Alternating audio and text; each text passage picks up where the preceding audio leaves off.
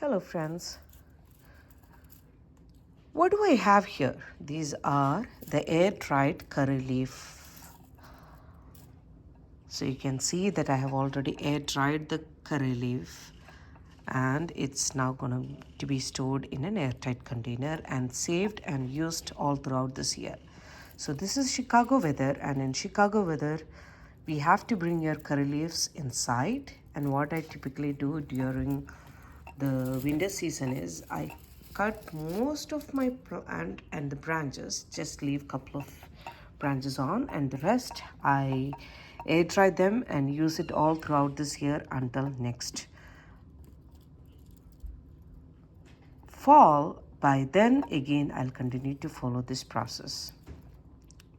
The curry leaves, I just wash them and put them in a tray in the air to in the open air to dry, and it's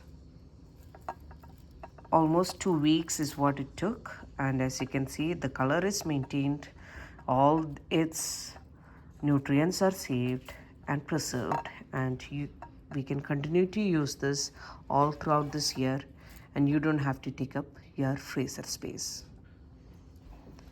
If you have another way of saving your curry leaf plants, let us know in comments. Thank you.